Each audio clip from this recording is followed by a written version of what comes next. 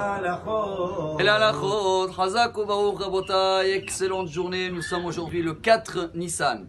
Comme vous avez bien remarqué que depuis Rosh Chodesh Nissan, chaque jour, on va citer le Nassi du jour. Ce qui veut dire qu'il y a plus que 3300 et quelques années en arrière, c'était l'inauguration du Mishkan, tabernacle. Et pendant 12 jours, c'était la fête. Chaque jour, il y avait un prince, comme ça on dit en français, Nassi Layom, qui venait avec ses sacrifices, et c'était une grande journée de joie. Celui-là d'aujourd'hui, le 4e, c'est qui? On va le lire tout de suite. Bayom Arevi Nassi Livne Reuven. Reuven, c'est le premier-né, hein? Il passe au 4e.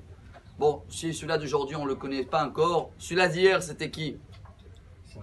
Hier, on a lu Bayom Hashelishi, Zevulun.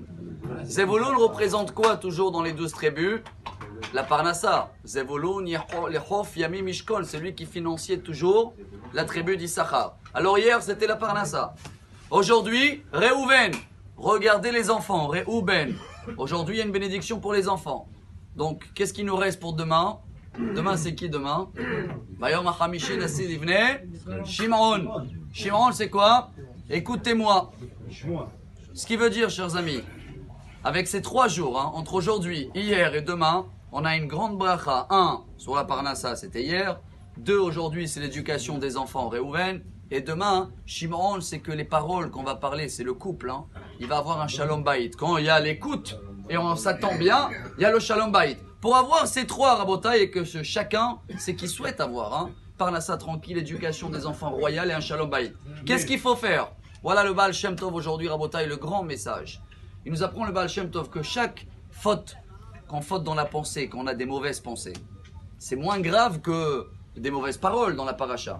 Mais Dieu il va nous faire payer direct. Les mauvaises pensées, qu'est-ce qui est écrit par la pensée? Les enfants, Reuven, complications un peu dans l'éducation des enfants. Chaque fois qu'on va sortir des mauvaises paroles, il n'y a pas la lèpre. Alors comment on va se faire pardonner? C'est simple. Shalom Bayit. Comme les paroles, ça représente le Shalom Bayit. Chaque mauvaise parole dans la rue, eh ben, il y a des histoires à la maison. Et le 3e rabotaille, celui-là d'hier, la Parnassa, chacun qui fait des mauvaises actions et ça a touché quelqu'un et ça a enlevé de l'argent de quelqu'un, alors une machine à laver qu'elle va sauter, des problèmes dans la voiture, ce qui veut dire rabotaille. Et voilà la grande ségoula, mais ça nous demande un effort. Si on travaille aujourd'hui et demain à purifier un petit peu plus nos pensées, à calculer plus les paroles, et à faire le moins possible des mauvaises actions, on a une garantie, si Dieu veut, de pardonner tout ce qui a été fait dans l'année et en plus d'avoir une excellente Parnassa, royale éducation des enfants et un shalom bayit formidable et une journée extraordinaire. Amar Rabbi Elazar, Amar Rabbi Hanina.